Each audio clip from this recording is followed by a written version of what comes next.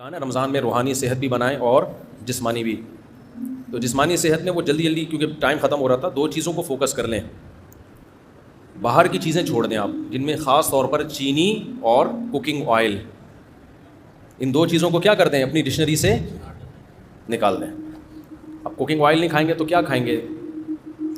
دیسی گھی کھا لیں. دیسی گھی نہیں کھا سکتے تو کچھ بھی کر لیں, لیکن یہ آئل آپ کو نکالنا پڑے گا. اور چینی بھی مارکیٹ سے کیا کرنی پڑے گی, شارٹ کرنی پڑے گی. تو اب یہ خود آپ نے پلاننگ کرنی ہے کیسے ہوگا یہ, لیکن آپ کی زندگی بن جائے گی, اتنا سکون ملے گا نا. چند دن ٹینشن ہوگی آپ کو.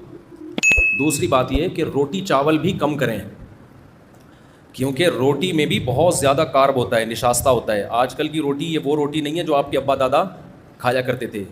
یہ وہ والی گندم نہیں ہے, اس میں بہت زیادہ چینجنگ ہو چکی ہے. اب جو بیج گندم کا ہے نا, یہ وہ والا گندم نہیں ہے. پہلے گندم کی روٹی میں کارب کم ہوتا تھا اور دیگر چیزیں زیادہ ہوتی تھیں. اب وہ ایسا بنا دیا ہے کہ جیسے فارمی مرغی ہے نا, 6 مہینے میں سب کچھ, تو گندم بھی ایسا ہی ہے. پہلے اتنی بڑی بڑی گندم ہوا کرتی تھی, اتنے بڑے بڑے پودے, وہ نکلنے میں ٹائم لگتا تھا. اب تو ٹھک ٹھک ٹھک کر کے گندم نکل رہے ہیں, اور اس میں کاربوہائیڈریٹ کا ریشو بہت زیادہ ہو گیا ہے, تو وہ بھی فیٹ ہی ہے, یعنی میٹھا ہی ہے وہ, اس سے موٹاپا آئے گا. چاول میں بھی ایسا ہی ہے.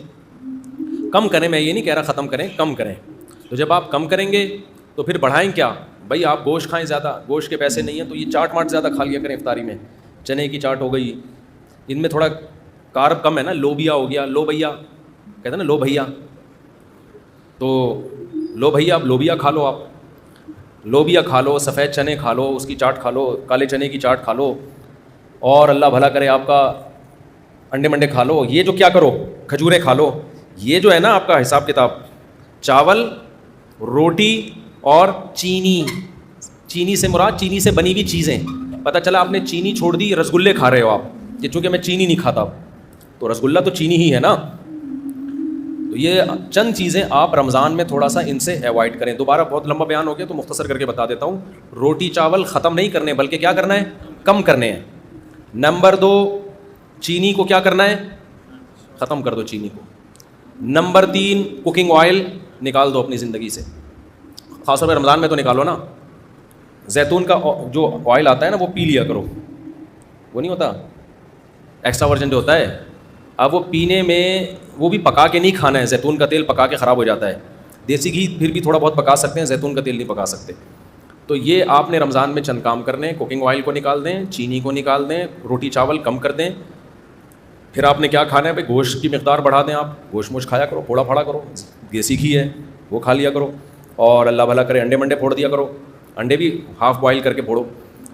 اور اللہ بھلا کرے دودھ مودھ پی لیا کرو, وہ والا ڈبے والا نہیں, گائے پال کے والا. آپ کیا کریں, ایسی بات ہے, آپ بولو کہ پتہ نہیں کس زمانے میں لے کے جا رہے ہیں ہمیں, لیکن پھر بھی باہر ڈبے سے بہتر ہے دوسرا, اس میں بھی چینی ڈال کے نہیں ہے, ایسے ہی.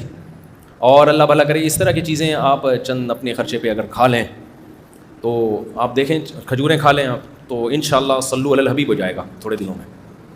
آپ خود بولو گے یار مفتی صاحب ہٹو بچوں ہو گیا. ٹینشن ہوگی چند دنوں تک, دماغ ایسے للچائے گا نا. جب کسی کو بریانی یا پھوڑتا ہوا دیکھو گے, آپ کا دل چاہے گا میں کھا جاؤں بس.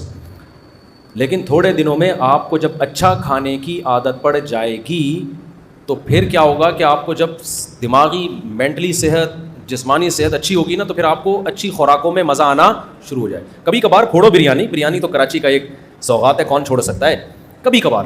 لیکن وہ جو بریانی آپ نے کبھی کبھار پھوڑنی ہے, وہ بھی ذرا اچھے ہوٹل والی بریانی ہو یا گھر کی بریانی ہو. کیونکہ آج کل جو چاول آ رہے ہیں نا بریانی کے, وہ چاول بھی ایسے غلط قسم کے چاول آ رہے ہیں کہ وہ کھانے میں بڑے مزیدار ہوتے ہیں, پیٹ میں جا کے وہ پتھر بن جاتے ہیں. پالش ہوتی ہے ان چاولوں کے اوپر, سمجھتے ہو. تو پتہ نہیں کیا کیا آ رہا ہے یار, ابھی کیا کیا رونا روئے ہم بیٹھ کے. تو بہت ہی بربادی ہو رہی ہے. یہ میری فیلڈ میڈیکل سائنس نہیں ہے. آپ کہہ سکتے ہیں آپ کیوں یہ باتیں کر رہے ہیں. دیکھو میں ہسپتالوں میں بھی جاتا ہوں بیان کے لیے نا. ابھی میں گیا لاہور میں ایک ہاسپٹل میں, اس ہاسپٹل میں مریضوں کا فری میں علاج ہوتا ہے. جیسے انڈس ہاسپٹل ہے نا, بڑا اچھا معیاری ہاسپٹل ہے, فری میں, کروڑوں روپے کا بجٹ ہے ان کا, اور سال کا اربوں میں پہنچتا ہے. وہ سارا بجٹ کون پورا کرتا ہے, پبلک. لوگوں کی زکاتیں ہیں, صدقہ ہے, خیرات ہے, ان سے مریضوں کا فری علاج ہوتا ہے انڈس ہاسپٹل میں. اسی طرح لاہور میں ہے الحجاز ہاسپٹل, وہ بھی فری علاج ہوتا ہے وہاں پہ. تاجر بڑے ایماندار وہاں کے. میں گیا, میں نے وہاں جا کے ایک چیز دیکھی, ڈائلسس کے جو پیشنٹ ہیں اس میں گیا, لائن سے لوگ لیٹے ہوئے ہیں, جوان آدمی گردے گنوا بیٹھے ہیں اپنے. شوگر کے پیشنٹ کو دیکھیں گے, ینگ لڑکے 35 سال 40 سال شوگر کے پیشنٹ. ہارٹ کے پیشنٹ کو آپ دیکھیں گے, ینگ لوگ, جوان لوگ ہارٹ پیشنٹ. کروڑوں روپے کا لوگوں کا سرمایہ زکاتوں کا ان مریضوں کے علاج پہ خرچ ہو رہا ہے. انشاءاللہ ثواب ملے گا, اچھی بات ہے, علاج ہونا چاہیے بھائی, گورنمنٹ اپنی ذمہ داری پوری نہیں کرتی, چلو عوام.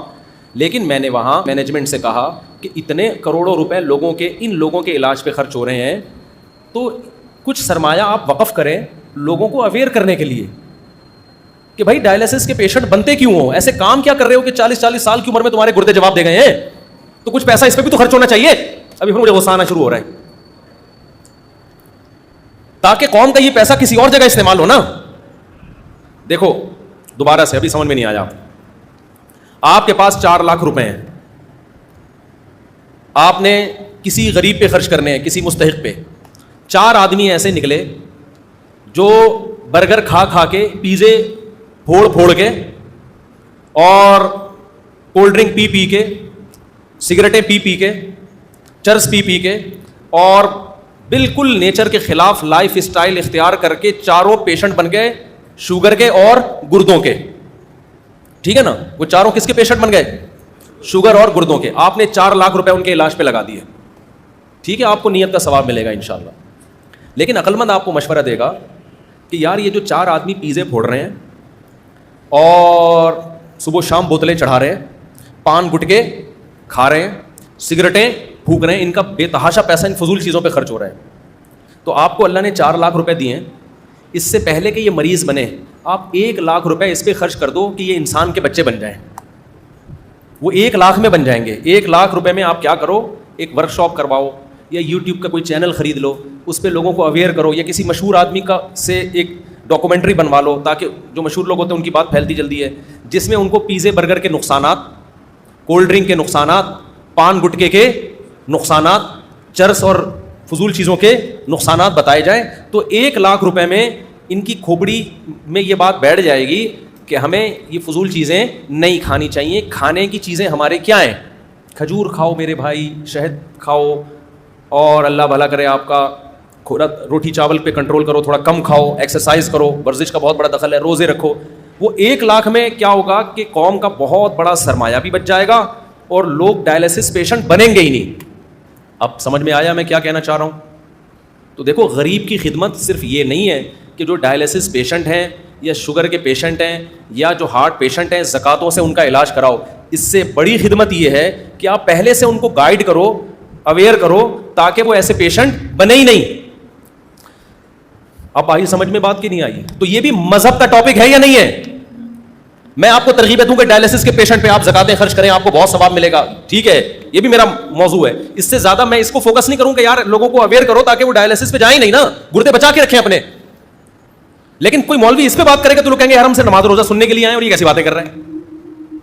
تو بھائی بات وہی کر رہا ہے, زکات کا مقصد غریبوں کی مدد ہے یا نہیں ہے؟ تو غریبوں کی مدد اس زکات دینے میں اتنی نہیں ہے جتنا ان سے کولڈ ڈرنک, پان گٹکے اور سگریٹ چھڑوانے میں ہے. اور یہ تو صرف غریبوں کی نہیں, امیروں کی بھی مدد ہے. جب بستر پہ لیٹو گے نا جا کے, امیر ہو یا غریب, دن میں تارے نظر آ جائیں گے جب آپ ڈائلسس شروع ہوگا آپ کا. اللہ بچائے سب کو.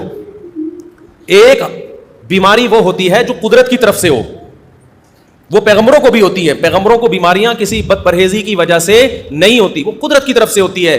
جیسے کہ ابراہیم علیہ السلام نے فرمایا وَإِذَا مَرِضْتُ فَهُوَ يَشْفِينِ, جب میں بیمار ہوتا ہوں تو میرا اللہ مجھے شفا دیتا ہے. تو کیا آپ سمجھتے ہیں کہ ابراہیم علیہ السلام معاذ اللہ اپنی کسی کوتاہی کی وجہ سے بیمار ہوتے ہوں گے, بد پرہیزی کی وجہ سے؟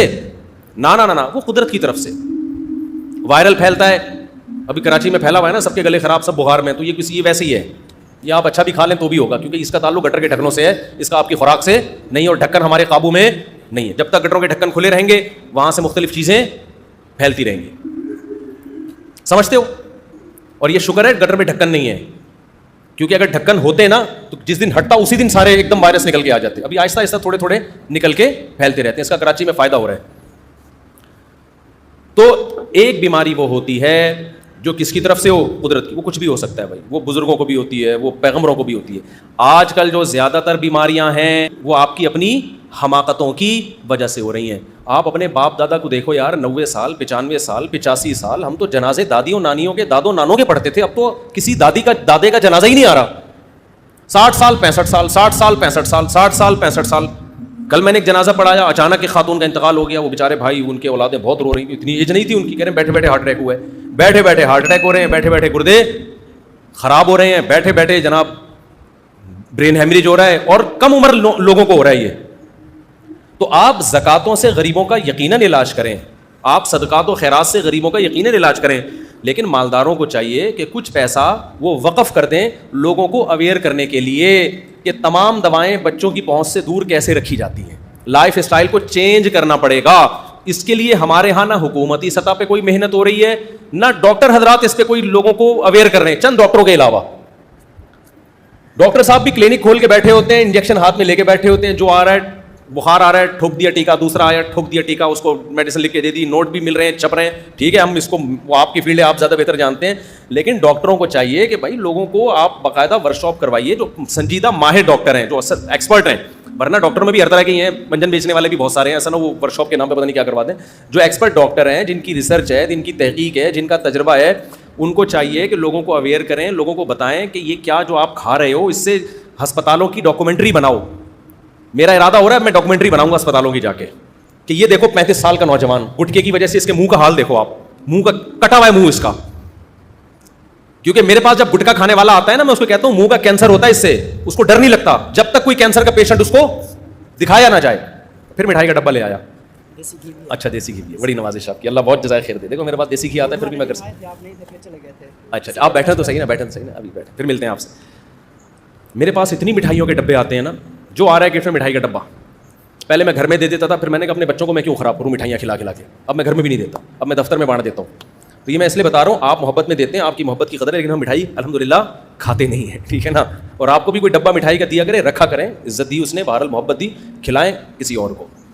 کیونکہ آدمی اپنے ہاتھوں سے اپنی قبر کھو دے، یہ صحت کے لیے بالکل بھی مناسب نہیں. بیمار ہو اللہ کی طرف سے تو صبر کی توفیق بھی ملتی ہے اور گناہ بھی معاف ہوتے ہیں. اور رسگلے پھوڑ پھوڑ کے جب بیمار ہوتا ہے نا، افسوس بھی ہوتا ہے، اور ایک دم بیمار نہیں ہوتا. لوگ کہتے ہیں ہم نے تو دن 8 رسگلے کھائے تھے. جیسے ایک مہمان گیا نا کسی کے گھر، رسگلے کھا رہا ہے، تو میزبان نے کہا اور کھائیے نا، اس نے کہا پہلے 2 کھا چکا ہوں. کہتے کھائے تو آپ نے 6 ہیں، خیر یہ نہ بولیں آپ کے 2 کھا چکا ہوں. ٹھیک ہے نا. تو سارے ڈاکٹروں کا، حکیموں کا اتفاق ہے کہ 40 سال کے بعد میٹھے کو کیا کر دینا چاہیے، کم کر دینا. میٹھے سے وزن بڑھتا ہے، لیکن کم کرنے کے بجائے میٹھا کیا ہو رہا ہے، بڑھتا چلا جا رہا ہے. دیکھو اسلام میں جتنے تہوار ہیں نا، ان تہواروں میں کہیں بھی آپ کو میٹھا نہیں ملے گا. میٹھا آپ کو عید الفطر کے دن بھی میٹھا نہیں ہے، بس کھا سکتے ہو، کھاؤ، آپ کھانا کھائے، کھجوریں کھائیے. نبی صلی اللہ علیہ وسلم نے عید الفطر کے دن بس اس میں ہے، وہ بھی مٹھائی نہیں کھائی آپ نے، حلوہ نہیں کھایا. عید الفطر میں آپ اتنا کیا کرتے تھے کہ پورے رمضان آپ نے روزہ رکھا تو عید سے پہلے آپ چند کھجوریں کھا کے جایا کرتے تھے بس.